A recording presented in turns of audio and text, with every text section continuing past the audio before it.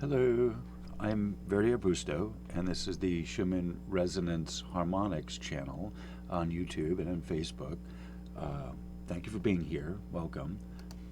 It is the 20th of January 2021, and Wednesday. I think we're on Wednesday. I haven't been outside today, but it sounded like it was raining, and I fortunately have the excuse. I get some videos to make, so I stayed in, but I'm gonna have to go out tomorrow, and it's just kind of chilly out. Whatever. I've been staying in a lot more lately. Um, all right, so this is one of a part of videos, a series of videos that deals with the subject of what is 5D. So this is a standalone video that is likely going to be played as part of a live stream um, uh, production later on at a certain point. Um, and so I'm going to be probably doing this without music. I think a lot of these standalone videos that are at the core of the live stream, as I've been kind of doing this now, I think those will be music free because I don't talk about this that often, but I get hit with copyright claims on the music. So any monetization, my videos aren't monetized, so any monetization will go to them. I rarely get hit with a strike, but there was one recently on a live stream I did, the 6-hour live stream. It's blocked because of one song, and I can't undo it. Like, oh man, like this is really, oh man, I don't know how I'm gonna resolve that. So I enlisted it and put it on Patreon. So I don't know if if that kind of shortcuts anything or does nothing or whatever. I don't know, but that's just blocked. I can't do anything with it. Like the longest live stream, 6 hours, 17 minutes. Like wow, okay, whatever. It is what it is. There was people there. We had a great time. Otherwise I wouldn't have rambled on for 6 hours. I mean, I do like to talk, but not for 6 consecutive hours. And again, there was a lot of music in that. You go through, there's a lot of music, and that's part of what the live stream is. That I'm going to play music there, and so even if even if it is blocked, like there's only one. A lot of them, there's a claim on it, but there's not a strike. That's the only one, and it's actually technically not a strike because it doesn't affect the channel as a whole. It just affects that one 6-hour long production that no one can see now. It ran for a while, but whatever. And so anyway, on that rambling note, I'm going to, as I'm developing the style and the protocol and what I'm doing and the hardware and all this is everything, integrating it all into a cohesive system of learning here. So, we're learning. This is education. That's why the universe provided me with a great system for doing this, is it's learning. We're learning about this. And so at the level of which we're learning, the universe has compensated me for that, toward that, so that I won't have trouble getting a nice production out. All right? That's what they're letting me know. Okay, so with that said, I have a relatively fresh pot of hot coffee that I just made, and so I think we are ready for the day's lesson at almost 4 minutes. All right, not bad. Not bad for an introduction. Okay, so we have up here, I have talked about this a little bit in the past, the mandala color wheel. You know what? In a sense, someone had called it a dream catcher. One of my wonderful subs, and I think it's someone I actually like a whole lot. I forget who it was, but who it was that said that, called it, in the comments, the dream catcher. And I thought, well, it's not a dream catcher, it's something else. I didn't intend it for that purpose. Okay, so like that's me thinking, logically, well, that's what, But then, as my guides opened me up to it, it's like, yeah, it has that sort of quality to it, a weaving. It's sort of like, yeah, it could be if you, like, yeah, it's flattened out. Like the dream catchers, from what I understand, okay, it's just my kind of understanding, and there's different kind of things about that as well, that it's generally hanging up. Okay, like that's kind of, like, because that's not hanging hanging up. That's not on a cord hanging up. So I'm like, well, it's not, it's not. But if you were to take that and weave it, let's see, you were able to weave that into a pattern, hanging it up, that same exact design, yes, it would be. Right, so don't be so like my guide's saying, don't be so literal on that, because you understand it a certain way. When if you took it and just kind of twisted the like your the facets, the face you're looking at it from, oh well, yeah, it is. It's a representation of what would be, could be, should be, and in some ways they're they're like, yeah, it is, that's exactly what this is. It's a dimensional kind of wrap to get you to kind of focus, like mandalas, like that's what they sort of are as well. Like they are a roadmap, if you will, dimensional roadmap. It's not just, it doesn't just do that thing of holding it out, it's also holding it in as well, if that makes sense. I'm not sure that makes sense. Hopefully that'll make sense to someone. But essentially, I've talked a little bit about this. Essentially, it's basically, you look at, there are concentric rings in the middle. So every color has its own concentric ring, all right? And so you'll notice there's a ring, and then there's a straight line boundary between point to point. And these line up with the division of the circle into equal parts. Okay, so each equal part has a certain amount of degrees, like 6 and 72, I think 72 degrees is the hex, the 6 angle. They all are at 72 degrees, and then so each one out gets a different set of degrees. So the red, the first, what it is, it's a correlation. I didn't say this. It's a correlation between sacred geometry, the numbers, the values, 1 to 9. In math, like the way they do calculus and all of that, math is the values 1 to 9 are just as a convenience, if you will. They're not actual like values. They're just used as, whatever. I'm not going to say. They're used and morphed with operations. There's a lot of operations, and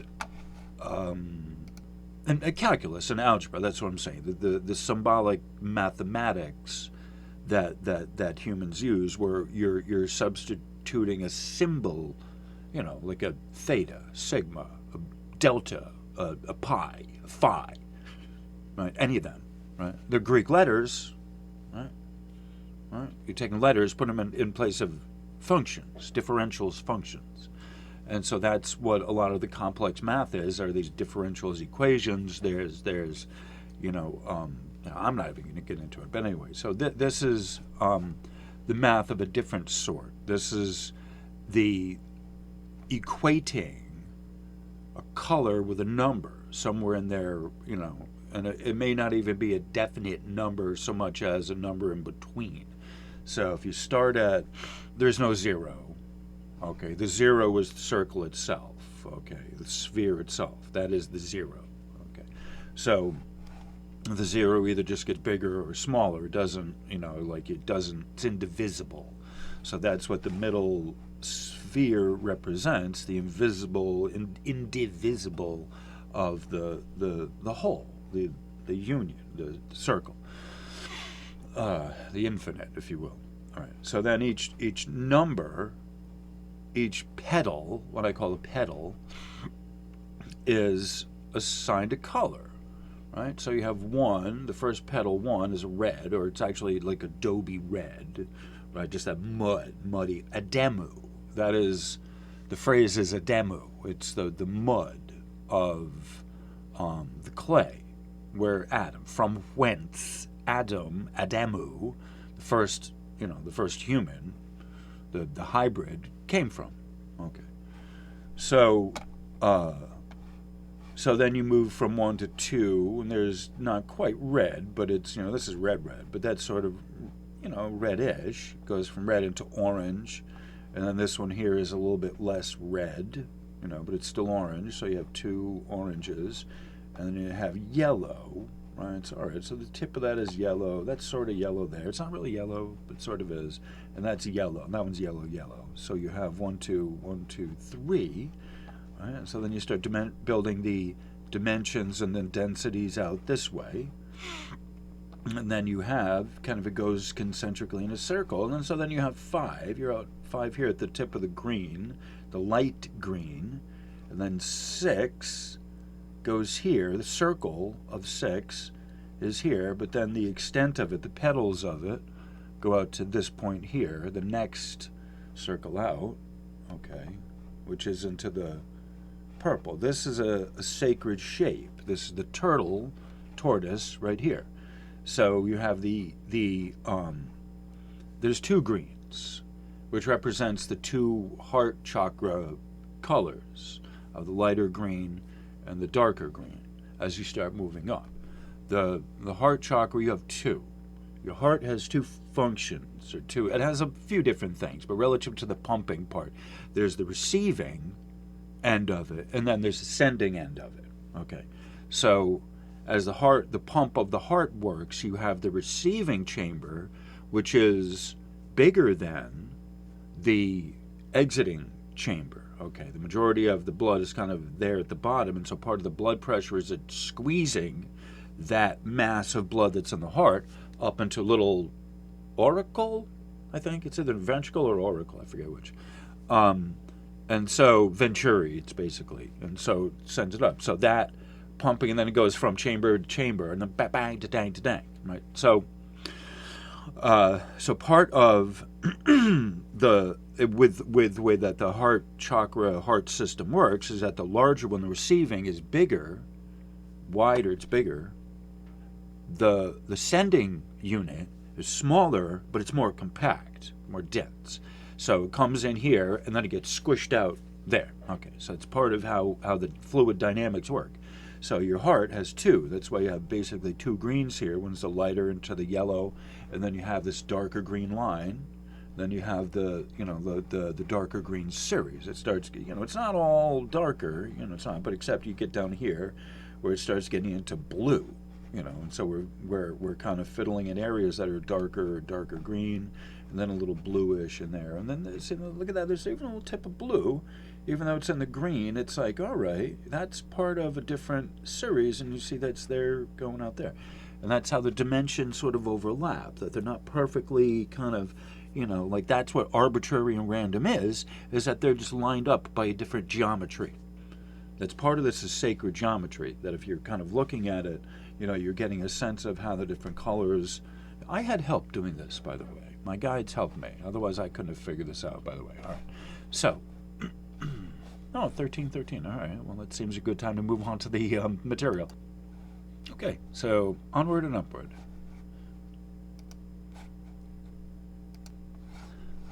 Okay. What is 5D? What is 5D? What is 5D? All right. So, in this lesson, we're going to be talking about, we're going to kind of introduce vectors. What is a vector? I use the phrase vector rather regularly. And so what is, when I use the phrase vector, what does that mean? All right. So when I use the phrase vector, what does that mean? And it's basically, it's where 2 dimensions meet to form a density. All right. Remember, we said, this is just a general kind of introduction here. This gets more complicated, but there's some general, and doing this also helps me kind of figure out how to talk it out, figure it out, so you all can kind of get along with what's going on. So, even though a lot of the stuff is in my head, the ability to talk it out with people and chat, kind of makes it a lot more clear to me. Hopefully it makes it clear to you as well. Ultimately that is my goal. So when we talk about a vector, we talk about dimensionality is, moving from a dimension to a dimension, from space to time, like this kind of a thing. Through time.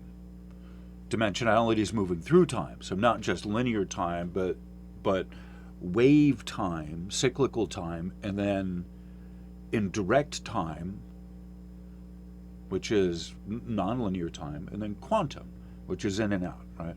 Nonlinear time, difference between quantum and nonlinear time is that nonlinear time is still operating within a 3D kind of grid, right? The Cartesian setup, if you will. And it's not until you get into the quantum, which it pops in and out of the known dimensional scape. 3D is basically the establishment of the Cartesian grid system, the Cartesian grid coordinate system as the primary means of establishing a space, but also space-time. All right. And so the Cartesian grid, the builder's cube, the three measurements as dimensions, they don't allow you to go further than 4. Right? 4 is that invisible one that they're holding back from you. The time is money, right? Linear time, right? Like that's 4D, linear time. And I will say that in our consumer-oriented society, it's even worse than linear time because it has devolved into time is money. Linear time is money, right? So the fourth 4D living is living with money, living time as money, the money, right? Right? The invisible, the devil's wristwatch, like this kind of thing. The division of the flat clock into quadrants and blah, blah, blah. I've gone into all this before, but this is what we're talking about, is understanding the vectors and how to create your own vectors of time and space and dimensionality and all this other happy crappy. Okay. Be nice. All right, so video 1, where am I? Video 1, I'm at the introduction. Video 1, I'll go over here. All right. Oh no, one at a time. All right, so video 1, we discussed dimensions versus density, or dimensions against density. Might be another way to put it. Dimensions are invisible, formless, infinite, until bounded or constrained by densities. Mathematical operations, such as irrational numbers, are dimensions. Density might be seen as a repeating pattern or frequency of numerical values. Number values are 1 to 9, then they repeat. Repeating values become a dimensional quality. Measurement is simply placement within the Cartesian coordinate system. Measurements are not dimensions. Length, height, width are dimensions.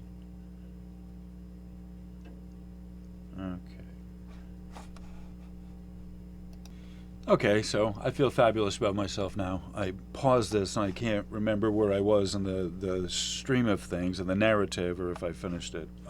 But basically, I'll just kind of go in the middle of this. Repeating values become a dimensional quality. Measurement is simply placement within the Cartesian coordinate system. Measurements are not dimension. Length, width, and height are dimensions. And so, once again, just really quick, we talk about the compass and the square as the main imposition of measurement upon society. Like the Cartesian grid system is the square of 3 angles.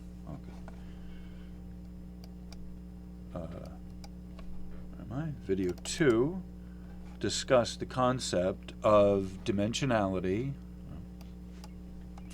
as between moving dimensions. Dimensions are qualities of emotional developments. Densities are qualities of emotional developments.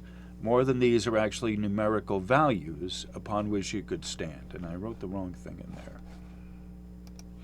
Okay, I've mentioned this before, that this particular one is a work in progress. I wrote this in just as a pause here, let's take a break, have a coffee, let me pause the narrative here to give a historical thingamabobber. I originally had this and did this, put it into, let me put it this way, I put it into my Google Documents January 3rd. 2019. So if it got into the documents and the 3rd of January, that means I had written it out in 2018. It had been around for a little while on my notes, and then I kind of put it in there. So this is from 2018, essentially. So I originally wasn't planning on putting this out as a YouTube video under the Schumann resonances. Like, this may or may not be Schumann resonances, I'm not sure. I'm sure my subs and supporters will forgive me for this not being, strictly Schumann resonances, as I always talking about. You got to stick in the topic. This is equally as important, we'll say. All right. And my guides are telling me now to put it out now, right? Otherwise, if I don't put it out now, I may not ever, do it, because there's lots of other Schumann-related stuff that needs to, I feel that needs to talk about. There's all kinds of daily updates and everything. So based on that, like I don't know, but my guides are like, yeah, you need to do it. Put it out now, Forget the spinning rims, forget the hot wax, like we're on go time, we're on game time, get this out so you can, work on it on the way to the airport, as it were, you can write on it in the cab on the way to the airport, we're getting ready to take off. So the time is of the essence. So that's why this is coming out, and that's why this is important now. And there's, and I'm kind of doing some of this on the spot, and I'm kind of fixing it now as we go, and it's like, I don't know if y'all need to know that, but I kind of feel I kind of owe the material that kind of explanation that, some things I have to go in and rewrite, and then, I pause it and I come back and then it's something different on the screen, and it's like, wait a second. So I've had to, do that a few times, where I pause and I go back and I kind of rewrite it. And I've said that. And I think actually my, those of you, the 10 of you that are my regulars, as it were, the magic 10 that you know who you are, I think you appreciate it. Some of you who may or may not be the, mighty 10, might appreciate it as well. The process, the creative process, it's like, it's always going on. It's not, I'm giving you this right from my heart, from channeling. I get this from my guides. I hate using the word channeling. It's not, I am a clear channel. I'm not a channeler. But I get this, they're not downloads. They're like in my head. It's a stage. They're there. Where all they just tell me stuff at the place we meet at, and some other dimension. Like, it's hard to explain, like in the classroom. There's a kind of classroom, and they write it on the board, and this is, it's from back home. Whatever. It's hard to explain. But everyone gets their information some way, I just kind of am able to access the classroom back home, but that's how me. So, all right. So, anyway, so what I was saying about this, I had to kind of change it because I didn't even understand what I was saying. And if I don't understand what I'm saying, I know you sure as heck aren't going to be able to. Basically, video 2 discussed the concept of dimensionality as moving between dimensions. Okay. Dimensions are qualities, among other things. They're qualities, densities are qualities of emotional development. Okay. Yet, if these are perceived as dimension, the first is fear. So, densities are repeated patterns. Density is the 93% probability wave. Okay. Density is the repeated establishment of a principle over time. Density is the physical weight, the physical mass of something that can change over the course of, like it's other forces can act on the weight of something and the mass of it, right? But that's like that involves, like higher organizational forces to do that. But it is possible. It is, like they do it in the lab, but it requires energy. It requires stuff like this. So density is essentially, and I'm trying to give you ways to picture this in your head, more than just give you facts and data. I'm trying to give you images to put in your head. That density is sacred geometry, right? It is very much the visceral. It is the body. It is the sacred geometry that keeps everything kind of functioning and stable. I think that's kind of what sacred geometry is it keeps things stable so that they can be predictable up to 93%, we'll just say, these kind of things. Whereas the dimensions they're invisible, formless, thought, spirit operates in that realm. That it's there, but you can't show it. You can't prove it. It's not establishable. However, it's real. It exists. People will operate by principle, which are, a type of dimension. You can't see it. You can't taste it. You can't touch it. A person couldn't show you a dimension, right? They can give you the boundaries of it. They can give you degrees within it. Like these type of things. This is the two hemispheres. Essentially, if you didn't pick this up, this is essentially the two hemispheres of the brain, the functioning that we're talking about. The combination of the qualities of the one hemisphere and the other. And that's a good portion of what a lot of the conditions down here on Earth that make it livable for humans is intended to develop in us. Not the polarity between one or the other, but the unification between those two, the impossible, envisioning the impossible, the imaginary, right? You can't see it, but you can picture it in your head, in some other space in your head, right? That's a dimension, Could be this space here, but you're able to picture it something that's not here, right? It's not readily here. That's basically the imagination. That's half of your brain operates on imagination. I'll just put it that way. Logic is in the imagination. Common sense, imagination. A lot of stuff, it's invisible. You can't, ego, imagination. The things that are invisible, they're existing. They're there. You can't prove it. That's a dimensional thing, okay? And this gets into the Schumann and the Schumann resonances stuff. I've talked about it before, and I will talk about it again, but I want you to know that that I have kind of, this is, as crazy and whacked out as this may be, this is in place of things that I've already kind of established, and I'm moving on in the narrative to kind of weave in how this all fits in. So if you haven't seen one of the earlier videos, watch it. Watch all the other videos before you ever watch this one, because this one's on the freaking cutting edge right here. It's time. Someone here needs to know this. At least one person. There is at least one person that needs to know all of this stuff that I've been holding on to since I was 13, 14, 15. Okay, so all right. So the first dimension is fear, essentially, and we've talked about that. I have mentioned that before.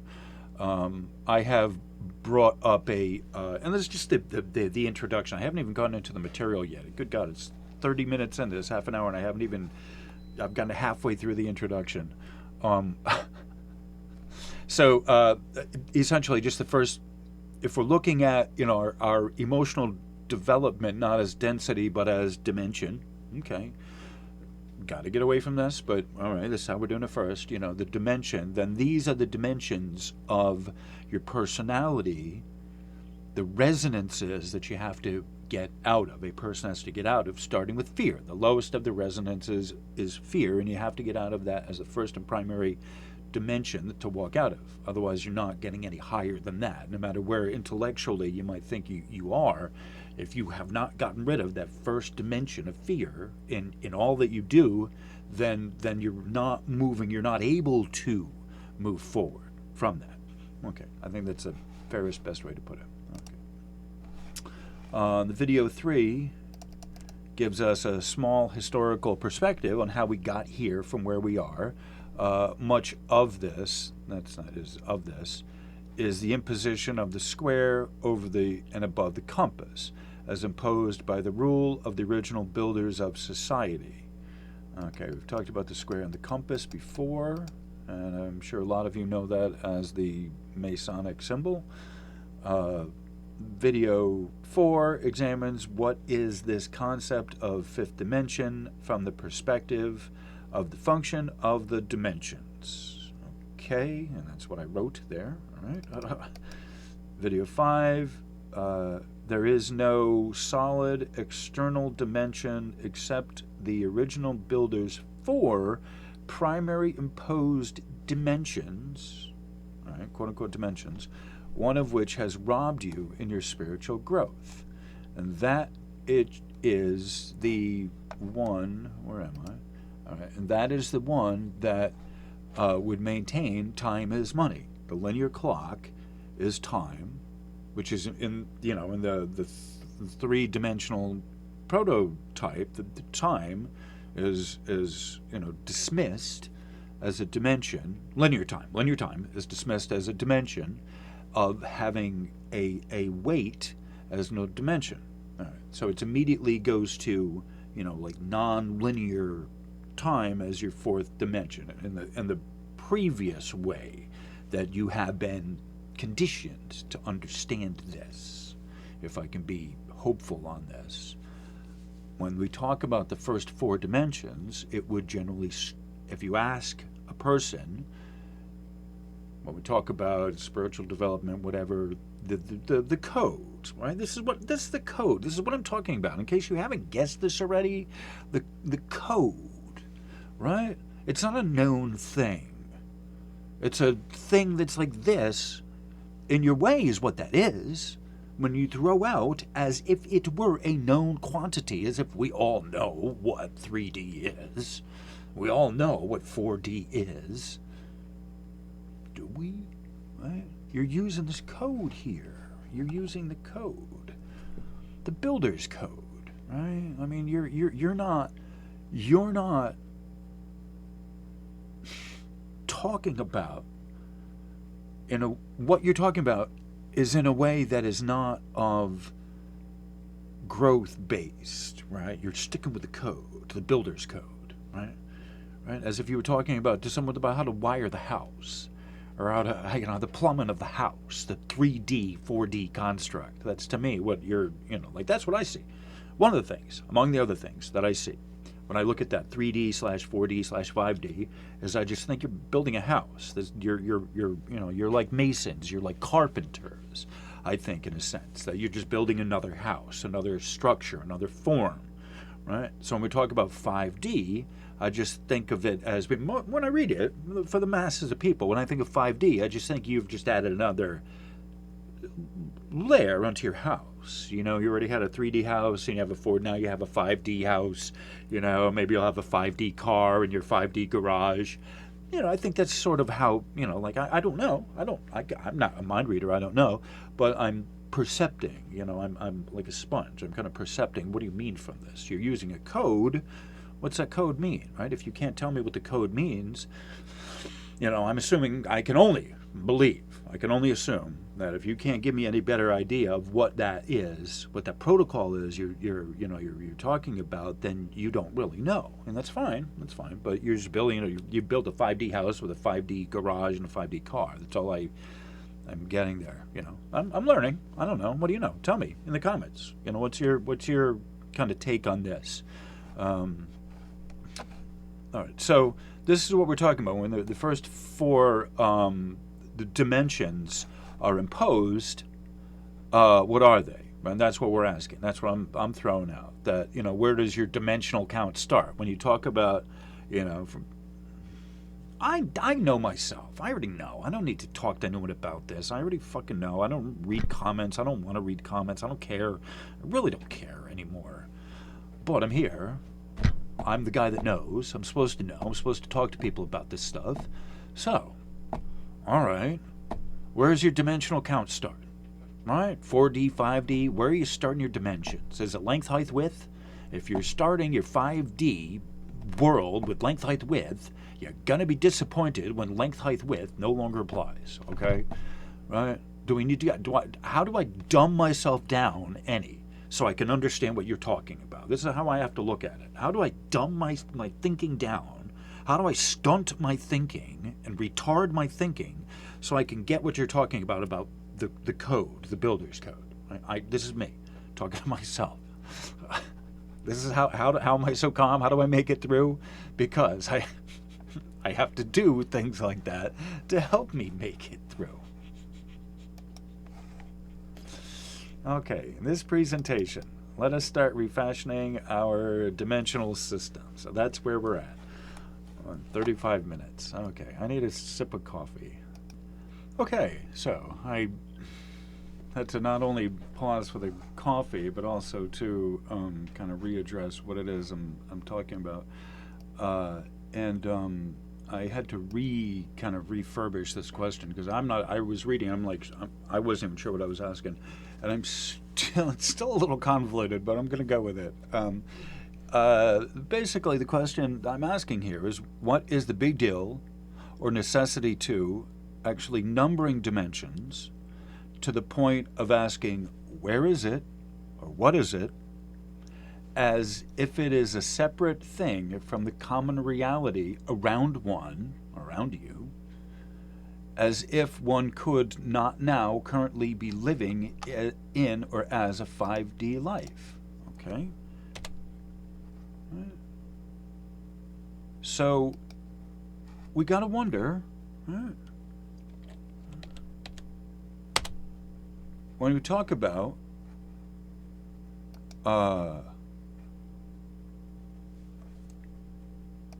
and I'm kind of more thinking what I'm doing over there or there, wherever it is, then I'm thinking of you. All right. So, long convoluted question. I know, all of that crazy bit that I just asked there. And yet, I personally hold it's a disservice people do to themselves when they start numbering these damn dimensions and talking about it as, well, fourth, fifth, sixth, as if it's something you'd keep building out to, like it's a house, honest to God, a house with invisible floors, like a skyscraper. I don't know a better way to put it. We're gonna just ascend up to, the 5D floor or the 6D floor. We're just gonna take an elevator up there and just magically ascend. What's my perspective as someone who's already done this, already gone through this process? I'm telling you, that ain't how it works, right? You go through this floor by mother effing floor by mother effing floor, the stairs, carrying brooms, mops, tools with you to clear out floor 1, fear, clear 2, floor 2. Like, we are a SWAT team. We're not airy-fairy angels. The people who are doing the hard work are like a spiritual SWAT team, where we go out and we do stuff like this. We clear out the timeline for the collective timeline for the rest of you, your job, right? If you haven't signed up for that, you don't have to worry about the collective, clearing the collective. You got to worry about yourself, right? You worry about yourself. There are people who are out here who our job is the collective. I don't have a family, I don't have a girlfriend, I don't have a wife, none of that.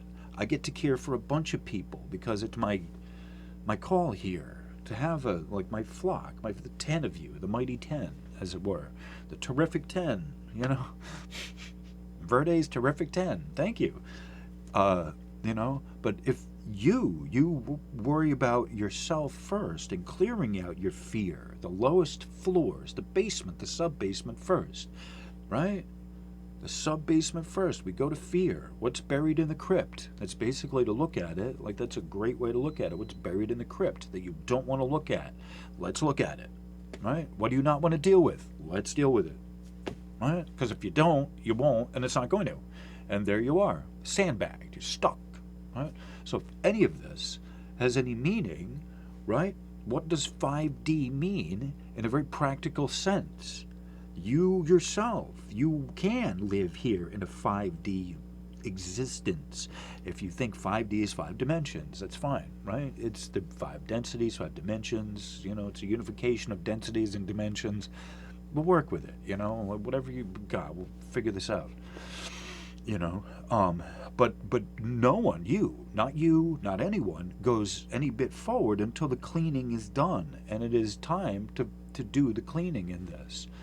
And it's my place to help you with that process of the cleaning process so that you will be ready when the time comes. And time is coming soon. That, you know, like, you need to get everything cleared out that you gotta get cleared out. It's coming. You know, if I'm doing this now, it's time. Um, so it's a long, you know, long convoluted question, I know, but it's one of those. It becomes our first rhetorical hurdle to go get over the linguistic tendency of numbering these things successively.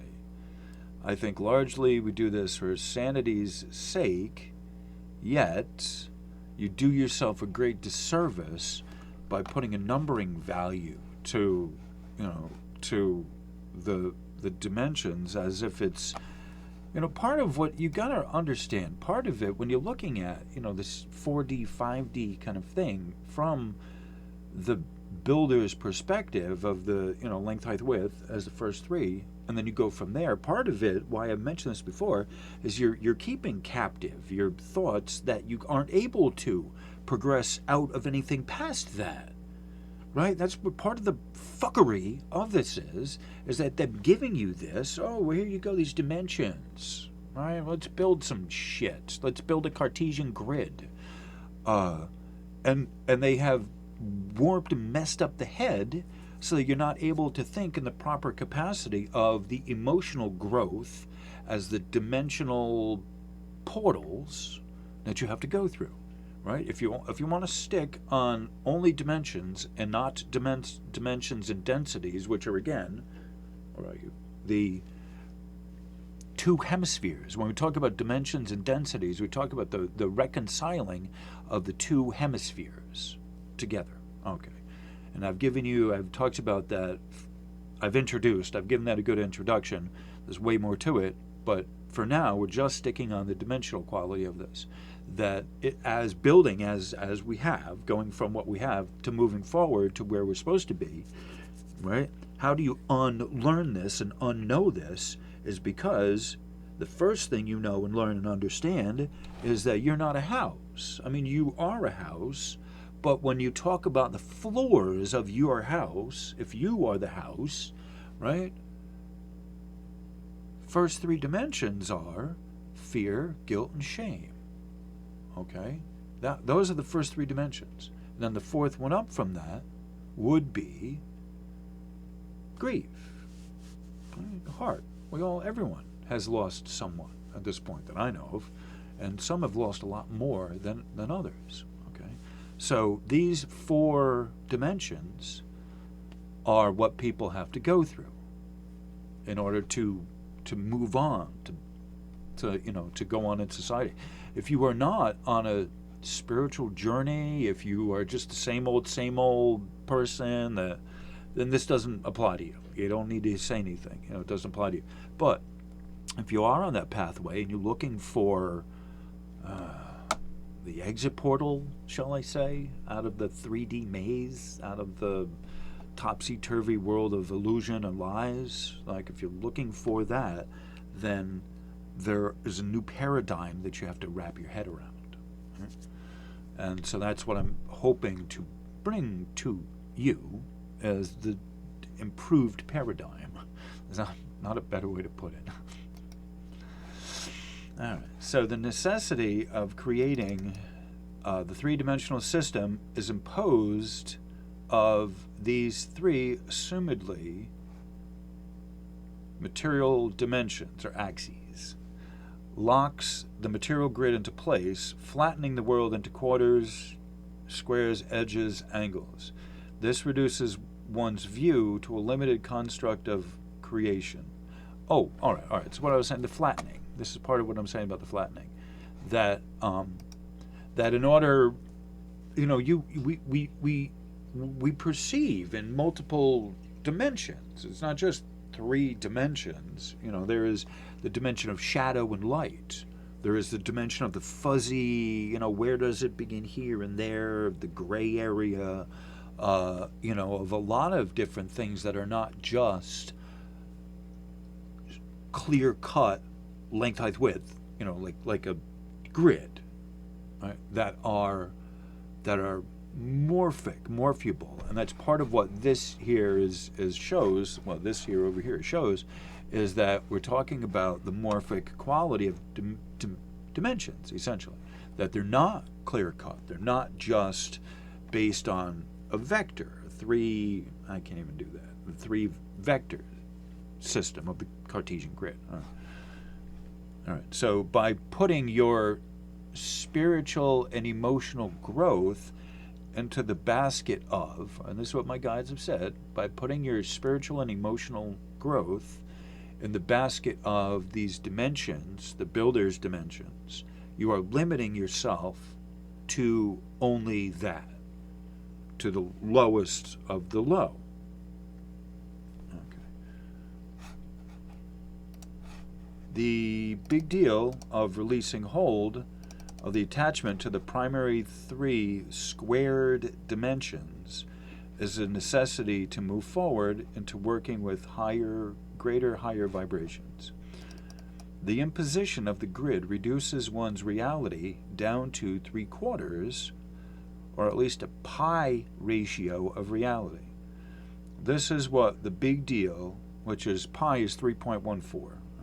This is what the big deal of releasing hold of the first three dimensions and forgetting or ignoring this fourth dimension as if it's a known accepted quality. And again, we've talked about this, these things change, right? People think about this all in different ways over the course of time. If you look back, we're at this scientific and mathematical kind of nexus here, and so there you go. So you have not only the three builders dimensions, but you also have that other invisible dimension of time, which is the clock.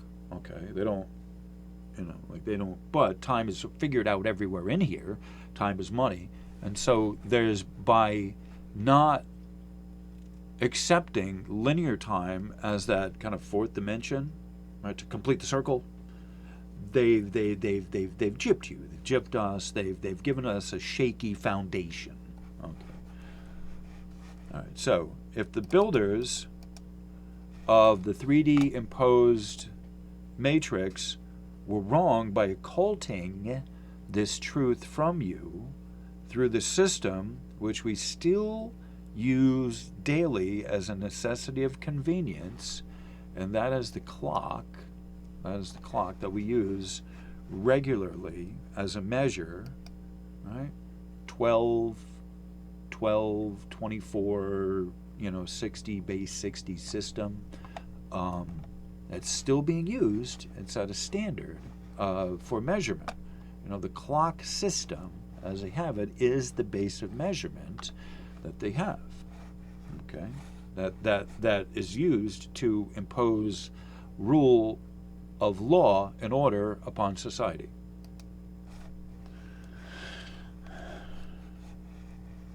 All right. So for each length, height, width, or length, width, height measurement, there is a space and a time dimension. Therefore, even cubed base dimensions are properly six-dimensional realities. Okay? So, a six-dimensional reality is one recognizing all of the angles, not only a stunted 90 degrees of them. All right. So, one of the things that we're talking about is looking at the establishment of the spatial dimensions, the spatial densities, based on the invisible quality of time, of linear time, underpinning all of the movement in space. Before you can move in space, you're moving in time. Right? So even if you're, all things created will eventually cease to exist. So anything that's been created, eventually it has a lifetime, and then it will be no more. Right? That's just it. That's just the greatest reality of reality. So everything has a time limit. Everything has a built-in time, like an expiration date, if you will. So this is the invisible first dimension of the timeline of that thing itself, which you can't quantify. But they do with the clock, with the artificial imposition of a time period of 1 second as the base of moving forward. And so all of your measurements, your spatial measurements, are based on the divisions of the clock. So that's why you have 12 inches is a foot, 3 yards or 3 feet is a yard, 12 feet gives you something else. Acres, hectares, all these things are divisions of the same basic numerical computation of the clock. The linear time clock that holds everything intact in our society. All right. So, such co-optation of the compass, the divine, which represents the divine feminine in many ways, is a prevalent, prevailing technique used by these early Masons, the allegedly illuminated ones, who created this 3D grid used to limit humans for eons in our collective thought and intentional processing. Bring, not sure what that meant. All right, so bring right to square. Yeah. So the builders, if you've ever worked with anyone, a lot of people probably haven't, but if you've ever worked in a building trade, whether it's carpentry, whether it's masonry, everything has to square up. So wherever your arbitrarily imposed starting position is, everything has to square up from that. And so that's what your tools are used, is to impose a square over nature, essentially. And so part of the flattening process is to give you the square and the compass. You can take the square, prop it up like that, and prop it up like that, and you can establish a three-dimensional space with a flat square. The builder's square I'm talking about. And additionally, with the compass, you pick it up, you can ascribe circle. So it's that height dimension that you are able to, as the builder, you are able to put to it, but you got to pick it up, you got to lift it, and that's what part of the teachings of the square and the compass are about, is the rising up of the individual, so you are overlooking what is happening around you, so you have control over what is happening around you, put it that way. All right, so I think I generally explained what that is. Length, height, width are spatial measurements substituted for the dimension of plumb level flush as the imposition of the Mason's squaring upon one's life as a whole. Released from the landscape of one's life, one finds a space to reposition and refashion the foundry of understanding and using dimensionality. Wow, that is a mouthful. That is a mouthful. And some of that I'm not even sure what I meant. But we talk about here, plumb, level, and flush. Okay. I mentioned that before, plumb, level, and flush. So as a refresher course here, plumb, level, and flush, we have, all right, why don't we do that? All right, so you have the builder's square, the flat, 90-degree angle that he uses, packs in his tool case with the compass, boom, all right, picks it out, boom, with that flat little, piece of metal. It's traditionally metal, but you could use wood, something you've squared off. You want to keep the edge, and you want to keep the angle sharp, so you generally would use metal or like brass or bronze or something that holds its edge. All right. So with that flattened square, you can create length, width, height, okay? But they are abstract concepts in the builder's mind. It becomes code. That's why I'm putting LHW, right? 3D, LHW. Okay. In fact, actually, hold on. Okay, so I edited that a little. All right, so basically the LHW, length, height, width, or length, width, height, actually, length, width, height. Okay, length, width to make it plain, and then height to make your kind of spatial coordinate system. Your vector of space, I think that might be a good way to put it. With that code, the code, LHW, right, you go to a hardware store, you can get stuff, you get builder supplies, the measurements. That's as the standard 3D model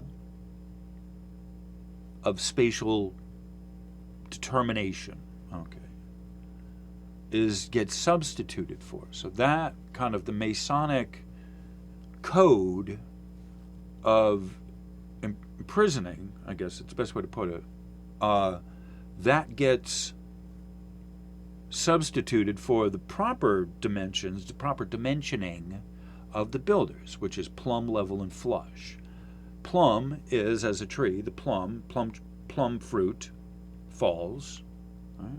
That's plumb, okay. Level is as like a lever of a ship, as you would, steering a ship, in your car. You have that bar that goes across, that being level, right? That's level. Flat is what you call level. And then flush is as your face, right? The face of, like the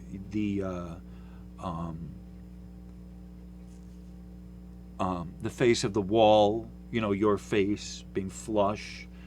If you're, sometimes your face can get red, like the cards. Like they have the same expression in cards. The flush. If it's a flush, it's all the same, suit. And so it's the same thing. The face card, right? The face card, right? All these things kind of fit together.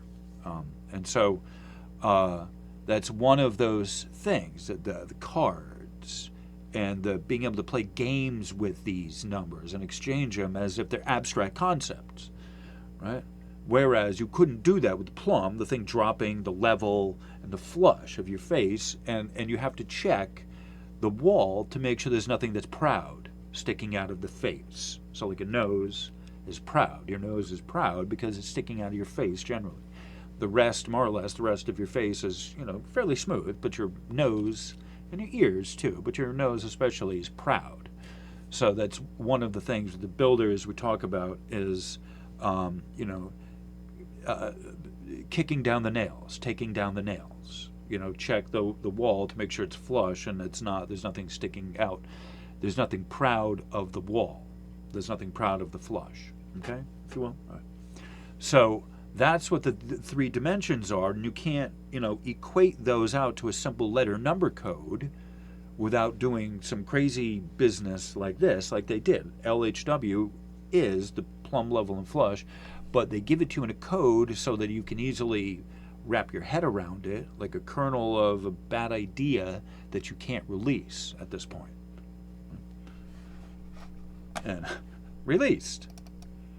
The landscape of one's life, one finds a space to reposition and refashion, the foundation, what you understand. All right, so a vector is a footprint. That's what I put there. It establishes a logical starting point. Okay, once a vector has been established, it becomes a logical starting point. An arbitrary starting point has been established. Okay, I think that's a fair way to put it.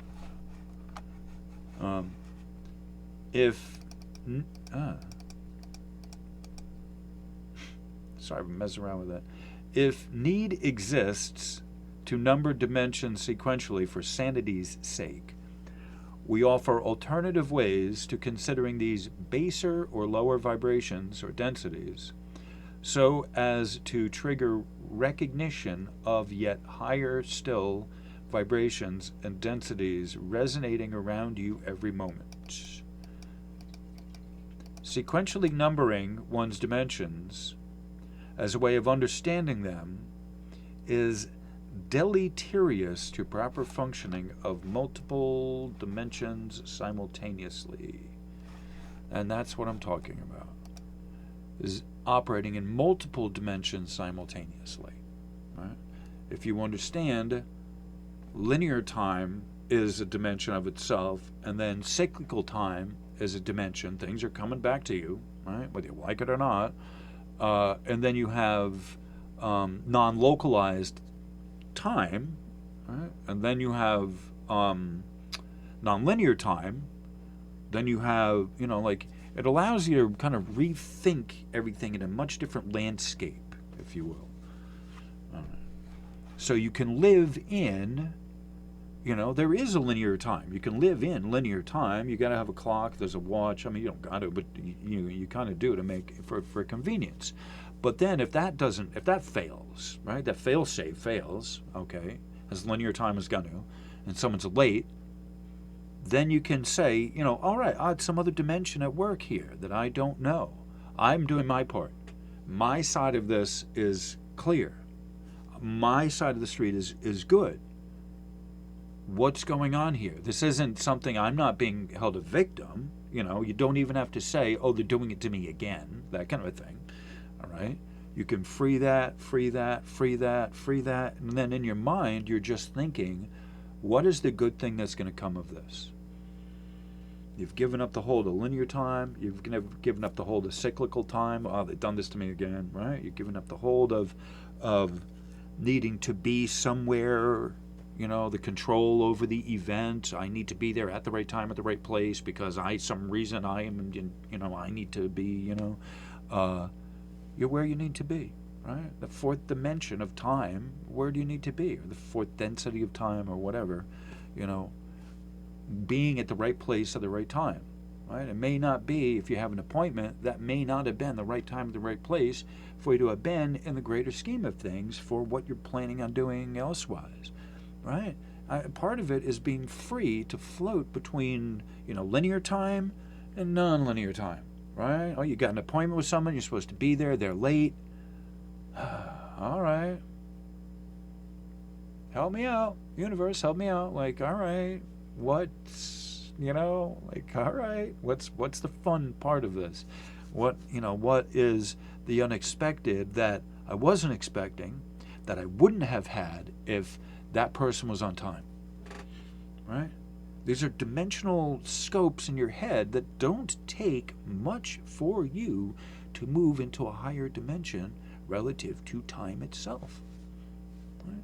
Just let go. Right? It's the simplest, easiest thing is just letting go of something that's difficult anyway, that's painful anyway. Why are you holding on to it? Why do you want to hold on to it? It's painful. It's difficult. It hurts. Drop it, right? Being on time with people, the whole time thing of the time we're on, no, that's painful. Drop it.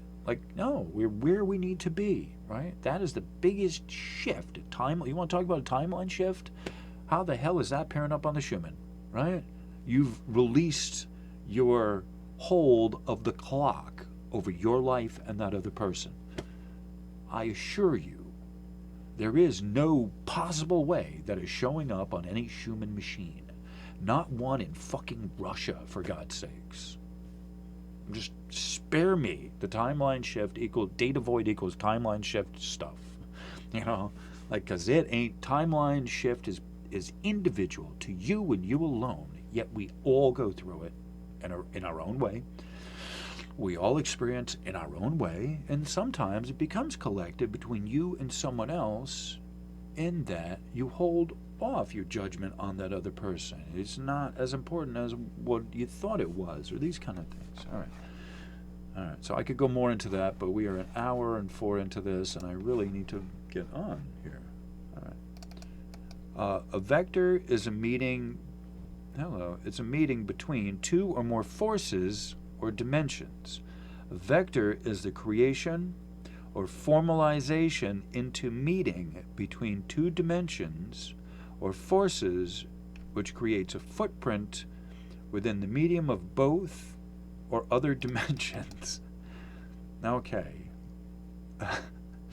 These so-called footprints may also uh, be pictured as or seen as energetic waypoints or energetic signatures, such as a waterfall or a huge, unique feature of the earthen landscape as a working example of practical existence. So, I carumba. Like, for example, a waterfall where energy flows, has been flowing, for a long time, is a lot of times forests, a lot of times are nexus points or other dimensional stuff to happen that's been there for a while. Right? It's like an ancient site and stuff. Like it's these kind of things are examples of that. Monoliths, megaliths. There's a lot of examples of them that I could use. To this point, this one, me, will pause to say something personal. I recognize as a person living in this traditionally 3D imposed reality that I had to go through the school of learning all about the commonly imposed measurement system. It was torturous. Okay. Yeah, learning, oh my God. Going to school, learning about a lot of the stuff that they imposed on me, it was difficult because I really had to unlearn what I knew to learn this stuff. And it was, it was difficult. Unlearning is difficult. So I can, in some ways, sympathize with you if the other stuff is what you've known and grown up with. Like, I can sympathize with it because, it's kind of part of it is your mental forms you have to knock loose out of your head. And that can be a rather difficult thing. All right. But I'm here with you and I'm here to help you with that respect. However, yet, eventually, your mind gets conditioning to accept the limitations of space-based systems of functioning in a consumerist-based system of commodification of all things evident to primary-based body senses. Wow, that's a mouthful. Intuition, instinct,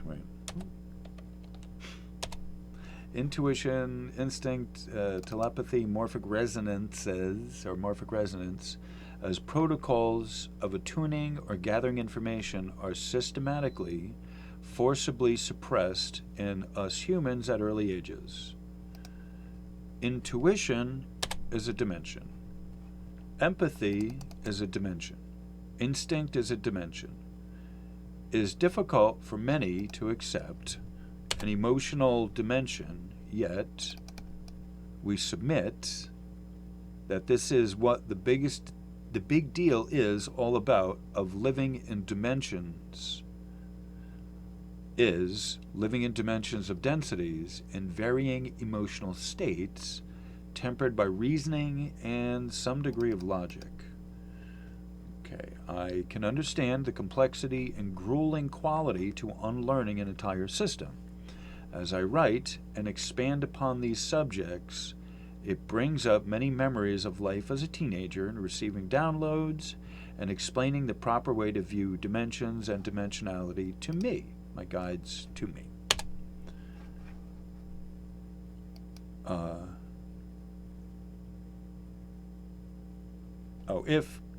If honest, I think that's what I meant to say. If honest about the experience, I will tell you it was brutal and grueling to know otherwise, yet had to accept the reigning paradigm of the day. Okay, however, time has come today. Okay. So, necessity, maybe that's necessarily, I burden the viewer with the crazy-making mechanisms for shifting thinking of your dimensions and current reality and higher vibrational living. Okay, of necessity.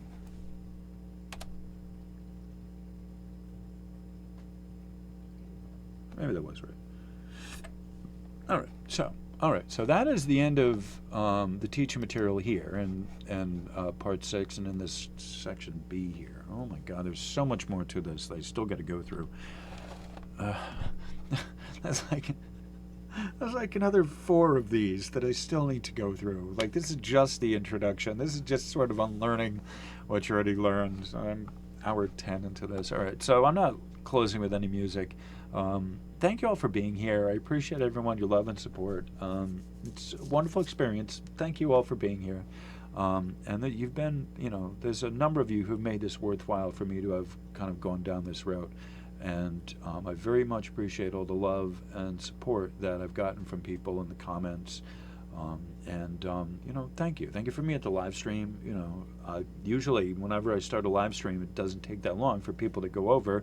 And then, it's a very active, lively place, and everyone gets a chance to, well, pretty much everyone gets a chance to say something and to talk. And, everyone, I will have to say, like, everyone's respected over there because it's just a place that people go to kind of learn and to, understand more about some higher dimensional stuff, and for the most part, people aren't hung up on, peddly stuff when in the chats, and we make it through a lot of important issues.